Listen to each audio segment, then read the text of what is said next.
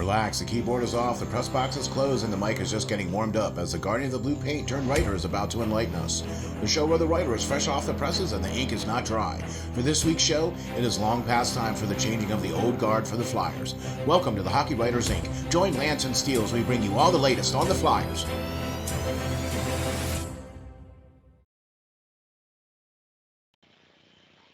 Hi guys, welcome back to the Hockey Writers Ink. As always, I'm your host, Lance Green. And as always, I'm your co-host, SteelFlyers. And Lance, how you doing, buddy? I'm all right. How about you? Oh, man, I'll tell you what. I'm excited for another great show. What do you think? Yeah, I'm excited to do the show. Not there what we're you talking go. about, but yeah. That's a good way to look at it anyway, right? For sure. First of all, we would like to say big, huge thank yous to all the folks at Spreaker for allowing us to be out there on all of the podcasting platforms, from Google to iHeart to Apple to Amazon to Spotify, you name it, we're out there. All you have to do is go to your favorite podcasting platform, type in Hockey Writers Ink, and our name will come up, and then you just listen to the show that way. You can download it. You can like it, share it, give us a rating. That would be great. That way, when people are looking for Philadelphia Flyer podcast, they will see the Hockey Writers Ink, a Philadelphia Flyers podcast. So, Lance, my man, the editor-in-chief of the SteelFlyers All Sports Network, where you can find all this great stuff at SteelFlyers.com, has just this morning, the Guardian of the Blue Paint has unleashed an explosion of facts, hard truths, and the agony of defeat year after year that the current guard has delivered to the world over the last 8 years. Just freshly posted this morning to the SteelFlyers.com website. This latest article is a gem and one for the ages. So let me tell you something, folks. Here we go. Episode 115. It is long past time for a changing of the guard for the Flyers. And Lance, I think we all know the inspiration, the reason why, and the whole heartfelt, every single letter, every single period, every single comma, every paragraph, every line in this story was every single frustration from every single Flyer fan out there. I mean, could you feel that when you were writing this? Yeah, I think, as I was on Twitter after the deadline, of course, passed, and yet again, we did not accomplish the goals that should have been set out to, get accomplished. And seeing the defeated, comments from everybody, just even the people that are more upbeat, or, and just tired of the same old song and dance, the same old excuses, the same old, we'll do better, we'll all do better excuses. Excuses. It's been almost 50 years since the Flyers won the Stanley Cup. All right. And sadly, a lot of those people that won that Stanley Cup are still, for some reason, the ones calling the real shots with the Flyers. And I don't know why. Because they served as failed coaches, failed GMs, failed everything. Yeah. Player development, everything.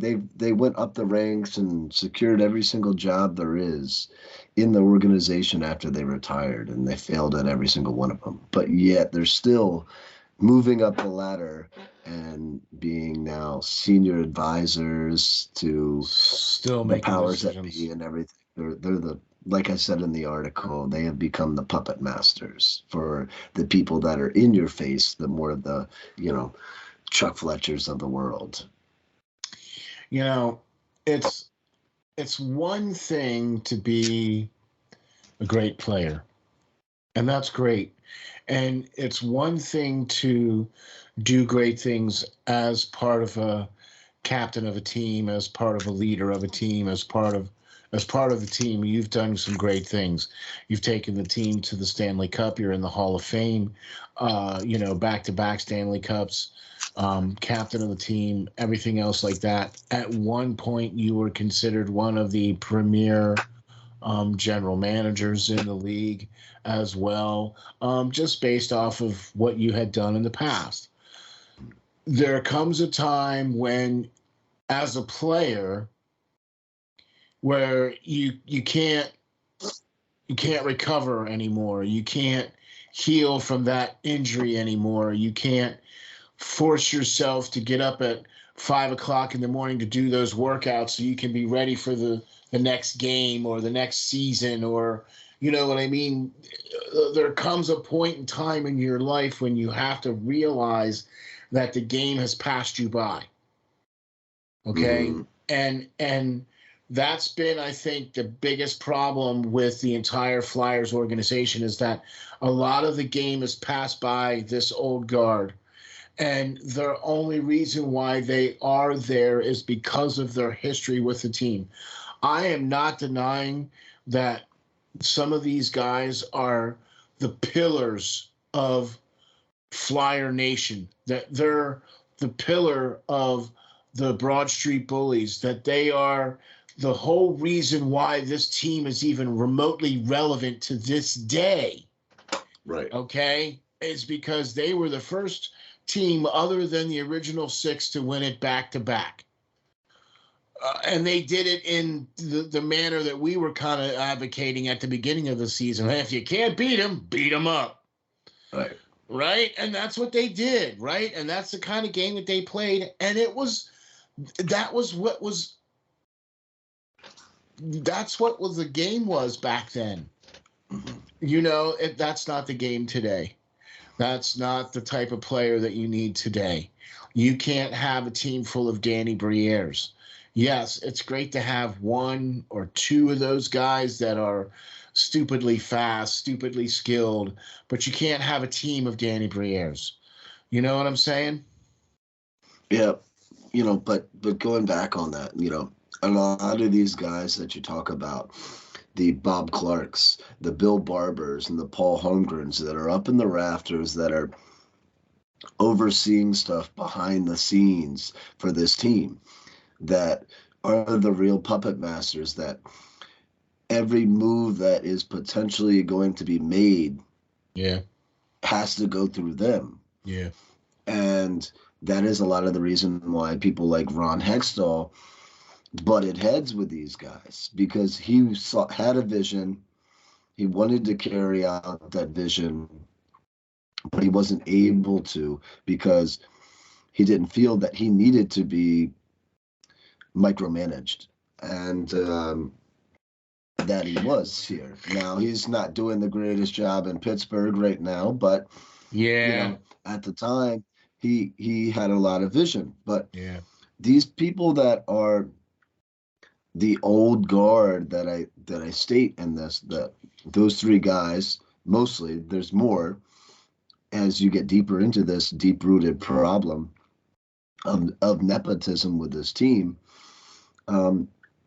Those old guard hung up the skates more than 40 years ago. Like you said, Bob Clark, Paul Holmgren, they were pretty decent GMs during their time. They kept the team competitive. They brought in amazing talent, maybe a little past their prime, but they spent unreal amount of money trying to make this team contenders every year. And draft picks too.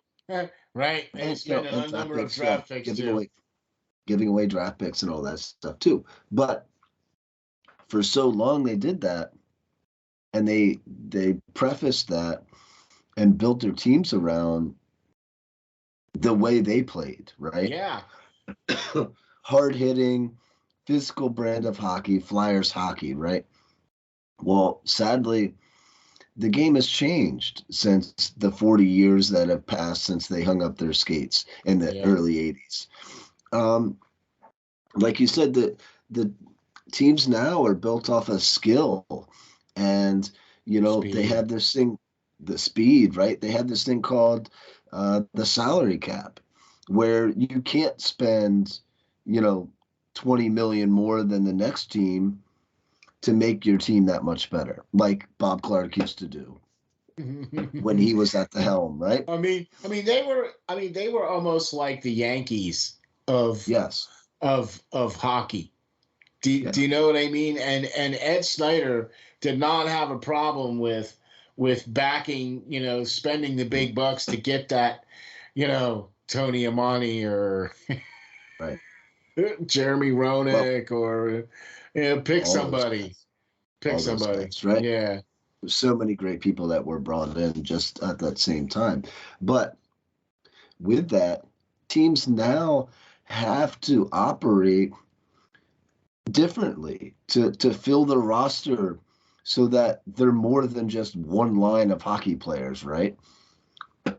Now, Very good point. great GMs use in-depth hockey analytics um, that help look at stats that go well beyond a goaltender's goals against average and save percentage. All right, well beyond that. Goes well beyond a player's goals and assist totals, right? When looking at who to get to fill out your roster, right? You need role players. You need guys that can do specific things very well to help you on the penalty kill, on the power play, whatever.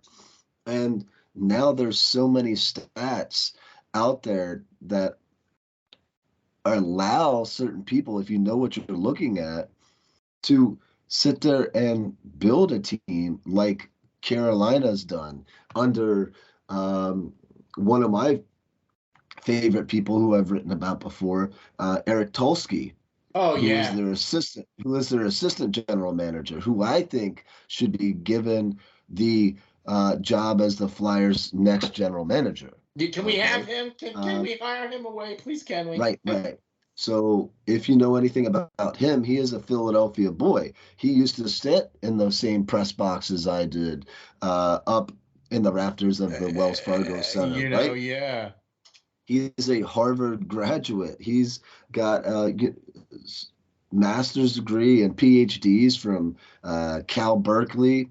He was an amazing chemist, like unreal genius, right? But So you're he saying he's he basically got a in. walking brain.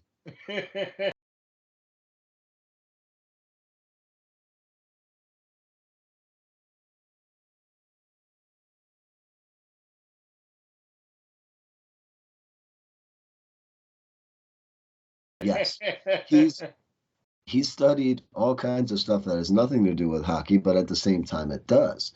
And he used these equations and came up with his own forms and formats to find these better players. And to the point where he was just a writer, but Carolina saw something in him and hired him, and now he's risen to the level of assistant general manager there. And you see Yeah, where man. Carolina's built, right? Like they are perennial playoff contenders now. No, regardless, they lose people right and left in free agency because they refuse to overpay people. Uh, Um, yeah. you know, unlike the Flyers do, they do it all the time, right? But it doesn't And matter though, it doesn't because matter because he can go out and find that next flock of players that are going to fill those roles that he's looking for. or draft them. Using or draft them using the statistics that he's come up with. And that is the new generation of hockey general managers. It's not the Chuck Fletchers that says, after a failed trade deadline and your biggest acquisition was acquiring Braden Lemieux, who was an outcast on the LA Kings. Um, you know, he guys like Tolsky are bringing in players that are now going to push them to go that far to win another cup, and Such as an that is ex-flyer and Gossespierre. right. So that is what is used to build these rosters nowadays. And it's not Chuck Fletcher's I called 17 times to teams to try to trade people, or I used my app on my phone that tells me if it's a good trade or not. No, that's horrible. What are you doing? That's like using GMs for Dummies, reading that book or something like that. Like what? I can't So, believe so he they even have admitted that book that. out there, really? GMs for Dummies, really? I Wow. don't know. I don't know. He needs it though, I'm sure. Um, No, no, he but doesn't. this is but this is what we're left with here because of the Flyers' old school way of thinking and getting these older GMs that built teams in the past the same way that they used to when they were the GMs, right? Exactly. Exactly. It's not working. It's not working. And here's the other really kind of scary part of this whole thing, because, and we've talked about this at length in multiple shows. Lance, you've written quite a few articles about the nepotism that's involved in this team, and when you mean by saying that it goes deep into this team, and this is kind of what you point out in the article, that it goes very deep in this team. It's player development coaching, or staff are ex players, to the point where you also have ex players as your minor league team coaching. I mean, and we've even look. I talked about this on the Steel Flyers podcast. We've talked about this numerous times on the Hockey Writers Ink. You know what I mean? You got to be able to do the things that you need to do, and you need to be able to have the wiggle room to do it. And the Flyers just keep digging themselves into their hole by all the mistakes that Chuck Fletcher is making and has been making over and over, year after year. And there has to be a way to end this cycle.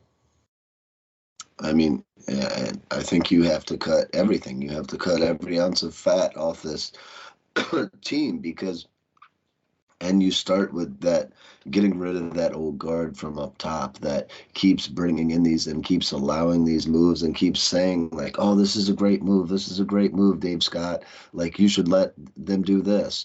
And he's just going to go along with it because those were the people that were on the ice winning championships maybe when he fell in love with the sport. So now he's listening to his idols, right?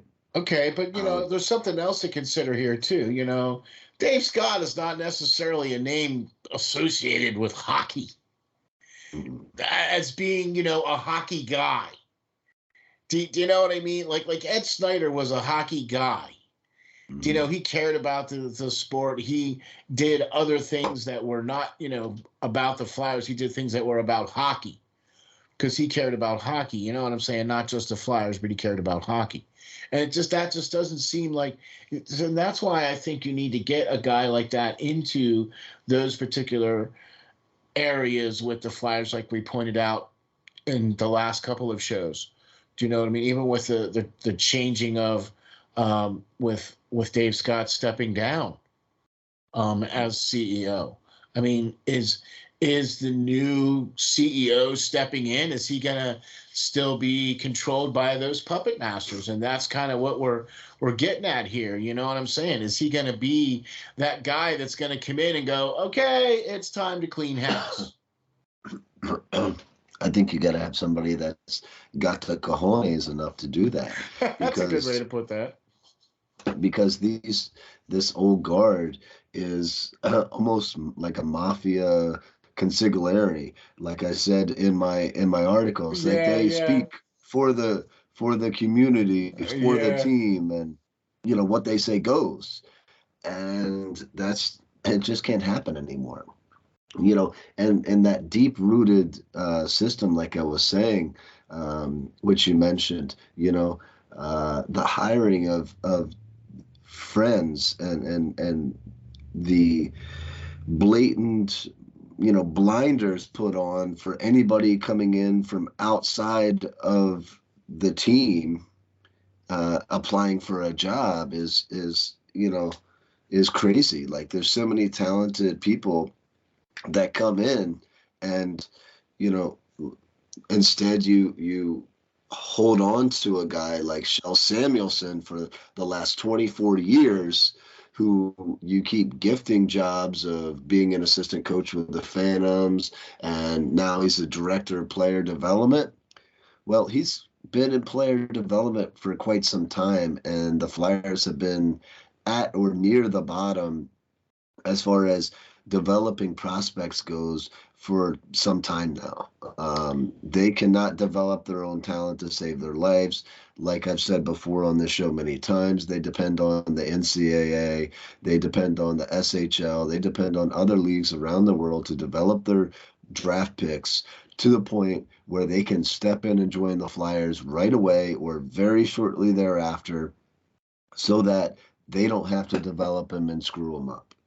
And on the other side of that, you have Dave Brown, former Flyers tough guy, who's also been with the team over 20 years, right? Both of these guys, how many GMs, how many coaches have the Flyers been through where these two guys over 20-some years, they've been there longer than most of the players on the team have been alive. Yeah, and right.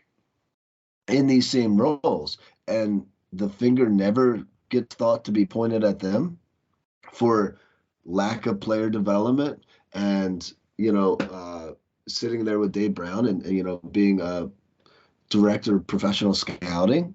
Like,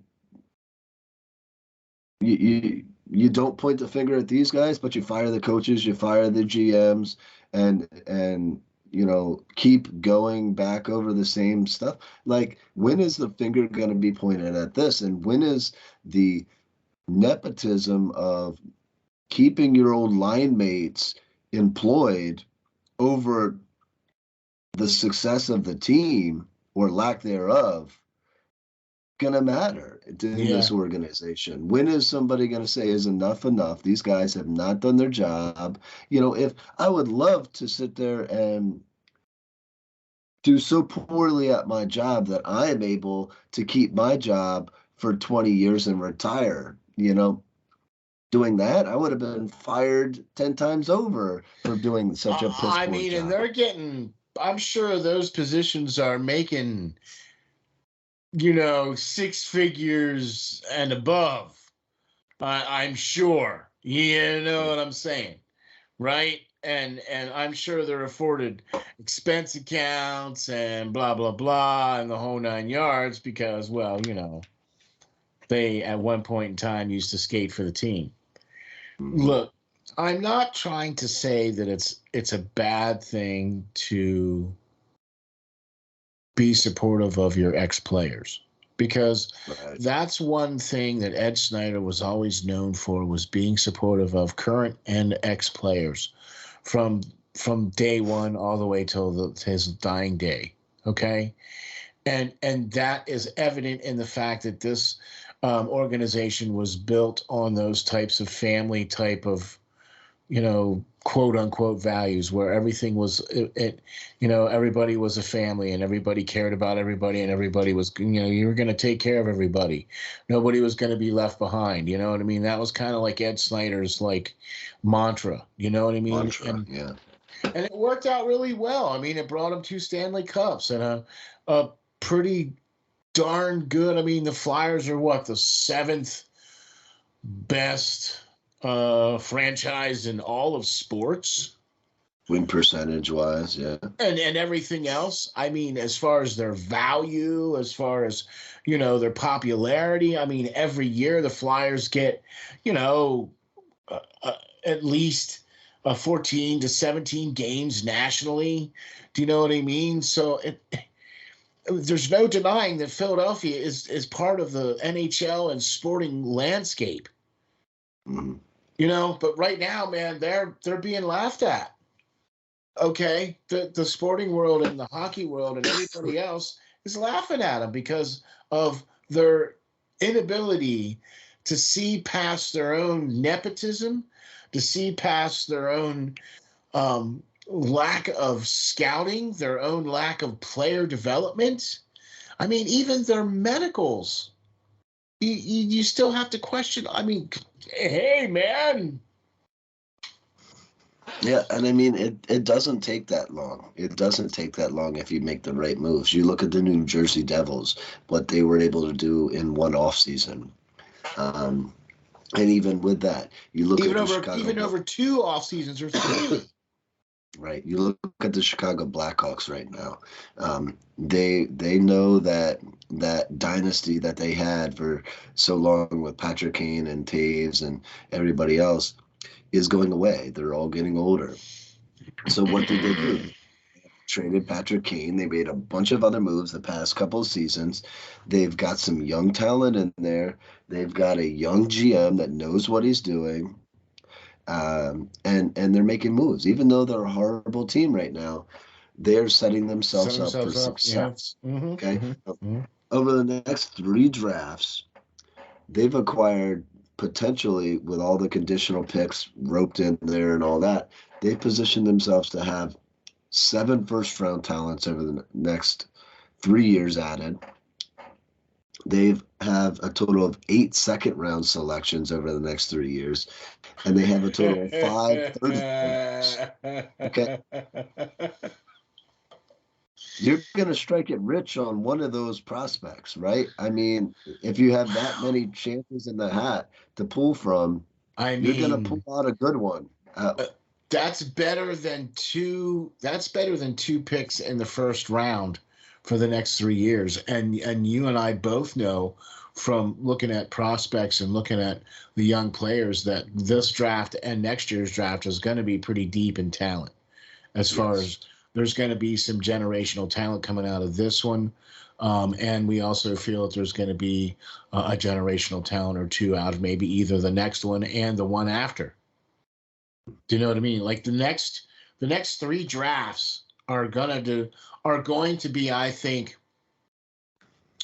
the next set of drafts that drive the next round of talent in the NHL. Yeah, they're going to be the guys across making the next 10 to 15 years exciting to watch hockey, for sure. Yeah. I mean, we're going to see the next Connor McDavid. We're going to see the next Sidney Crosby, we're going to see some of those players coming out here, I think, in the next 3 years. I really do. I really feel that's the case. And I'm really excited about that, too. You know what I'm saying? And I just want to see that the Flyers can position themselves to get some of that talent.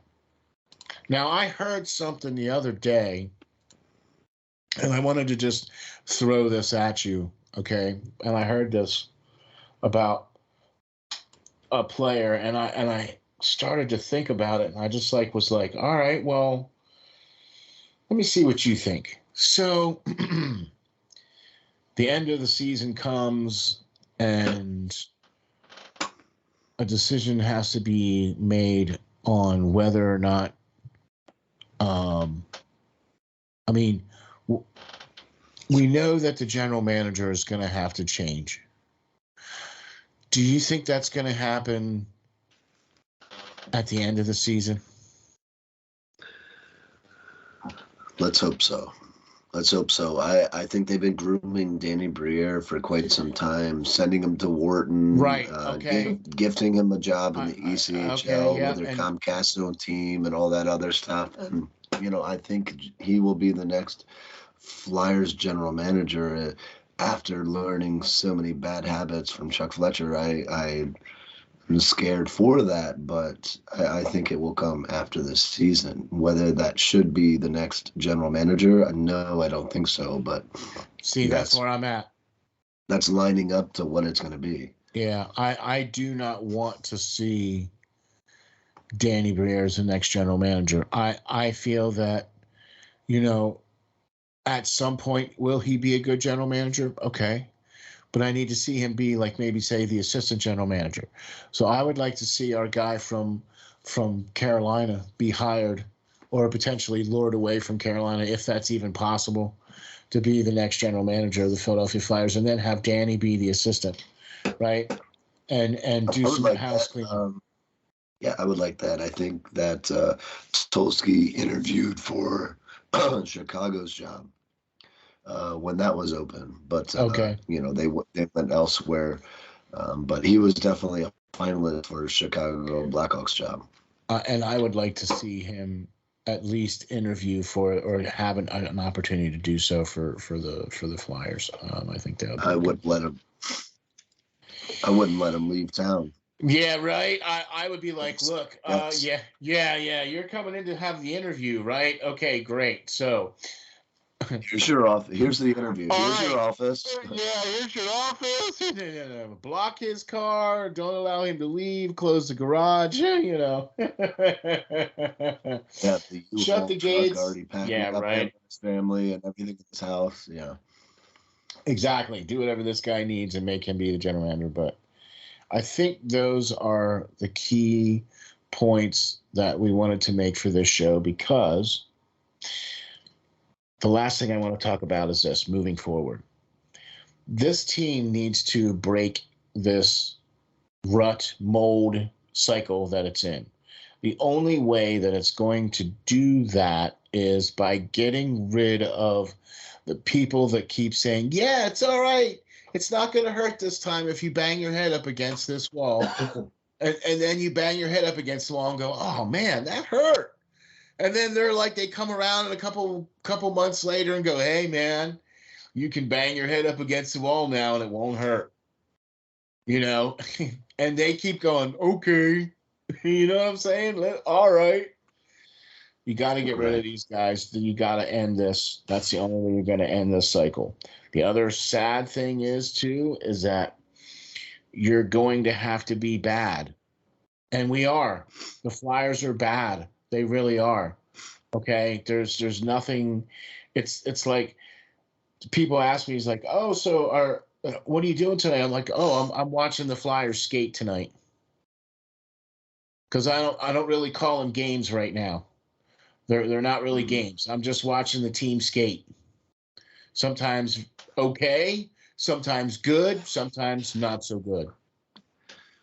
Well, that's the thing too. In the Flyers' inability, or Chuck Fletcher's inability, to rid themselves of the contracts that they needed to, especially the big one in James Harden-Riemsdyk.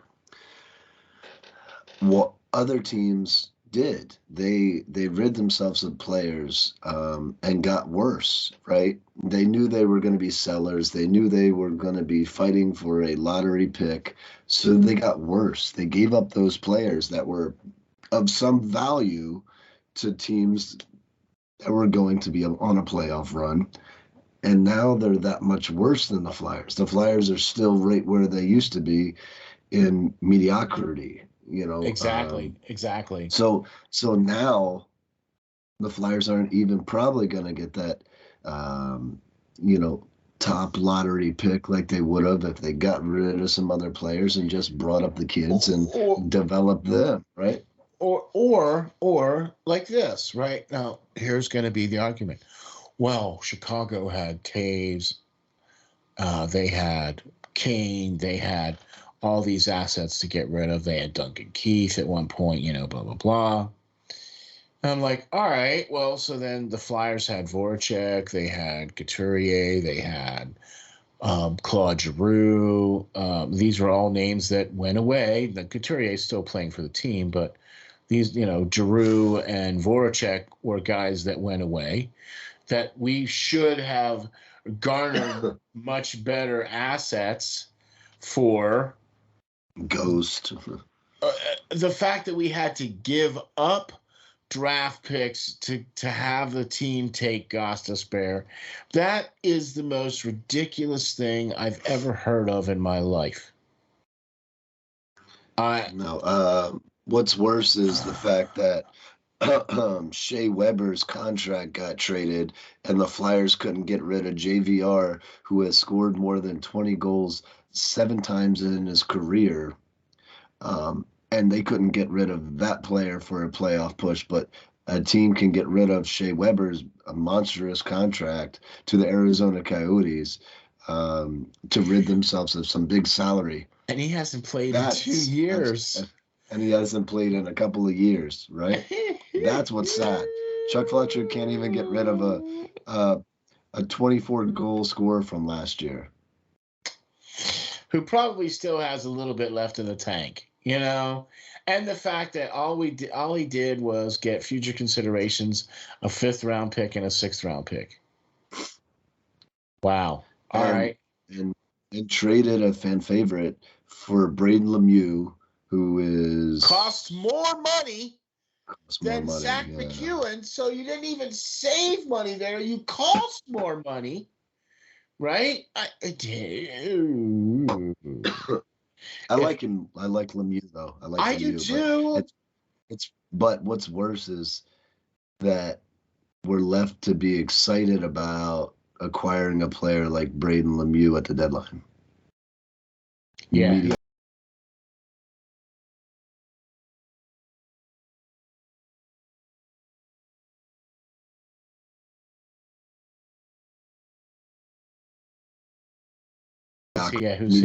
Mediocrity, right? He was another team's trash.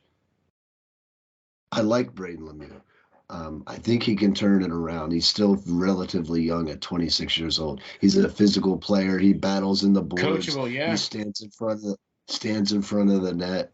I like his style of play, but it's pretty bad that the Flyers got to be excited about acquiring a guy that couldn't even, make every night roster on the LA Kings. Yeah. We should be getting excited about acquiring multiple first-round picks right now. We should be excited about bringing back other teams' top prospects for players that we traded away, but that's not the case. No, it's not, and it has a lot to do with what isn't happening in the front office, and it's very difficult to sit here and watch this team night in and night out play and know that John Tortorella is doing the best he can with what he has. And look, let's just face the facts, okay? There's a lot of overpaid players on this roster right now. Deeply overpaid players. One of them is going to walk, and the Flyers aren't going to get anything for him, right? I also too believe that I don't have no idea what's going on with TK, right? If he's gonna be able to be, see, we're in that mode right now where John Tortorella came in and said, "Look, I'm evaluating this team to see who's going to be here for the future," and I'm hoping that it's not going to be the current guard of administration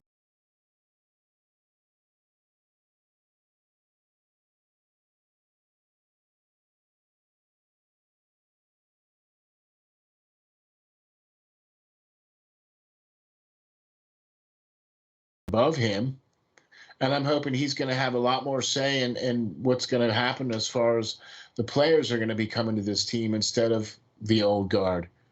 I mean, if the old guard is still going to be in, then at least let Tortorella be the guy that's going to say, these are the guys we should be getting, and these are the moves that we should be making. I mean, whatever you got to do, because at this point in time, the Flyers are not doing enough to be winning. I don't want to hear that the general manager said, well, I tried to make a deal and it was a crazy market and it just wasn't there. What? Excuses. Let me throw something at you here, right? You mean to tell me that there isn't a prospective playoff team right now that could use a Carter Hart?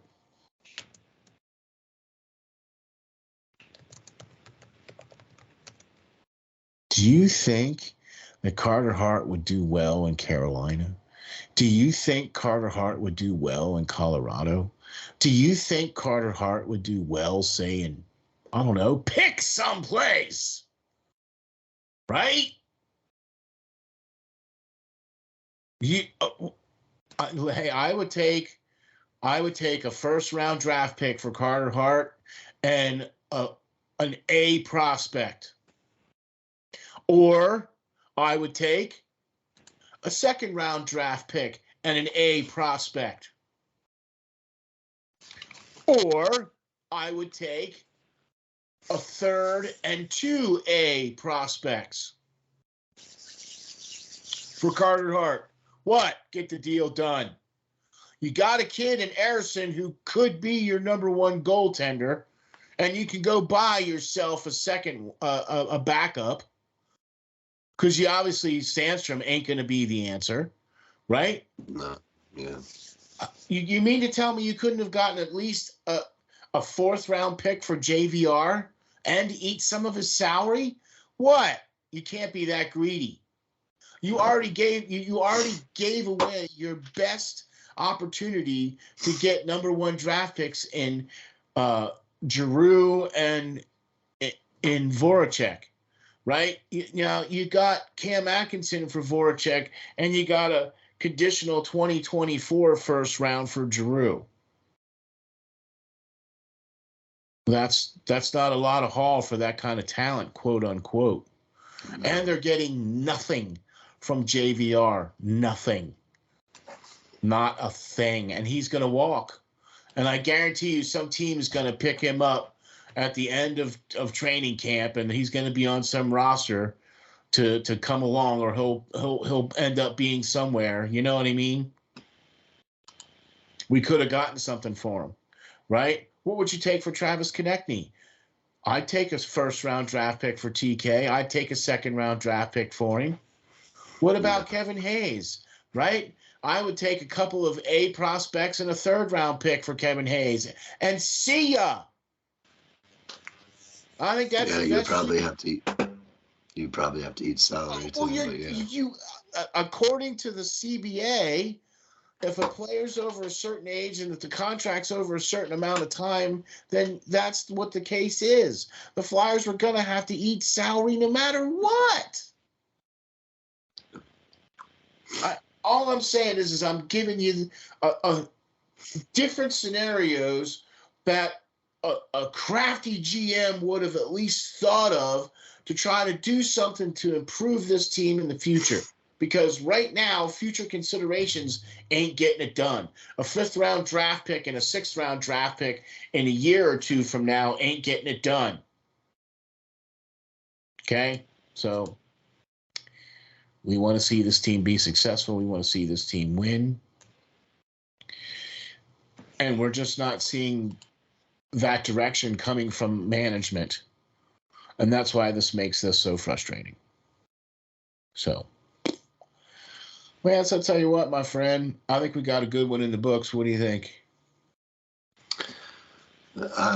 Although frustrating, I think it was something that needed to be said and needed to be said. About. It did. Yeah, it does. This is the crux of the issue and the problem right here, is that you keep putting people in place that are making decisions that shouldn't be making decisions for this team moving forward. I understand and I get it, and it's great that you want to take care of your players, but you need to hire the best person qualified for the job instead of your buddy. Okay? Your buddy is not putting championships and hanging banners from the rafters, right? It's just not. It's just not. So let's get some people in there that want to hang some banners in the rafters and you know, that kind of thing, and do like what John Tortorella said. You can't get people in the building with gimmicks. You got to get them in the building with wins. Let's do that. Let's get the wins. Then you can have Then you can have Star Wars night and, you know, Happy Gilmore night, or, you know, whatever. You know, who cares? Do whatever the frick you want. Let's get the guys in there that's going to win games. That is what's going to put butts in the seats. So Lance, my friend, why don't you tell the folks where we can get all of your latest, greatest, and juicy articles and let us know where we can find you. Sure. You can always find my stuff at SteelFlyers.com. And follow me on Twitter at Lance.Green39. For sure. This has been episode 115, and it is long past time for a changing of the old guard for the Flyers. I'm your co-host, SteelFlyers. This has been the Hockey Writers Ink, and we'd like to thank you guys for joining us, and we'd like to say we'll catch you all on the next episode of the Hockey Writers Ink. Thanks, everyone. Thanks.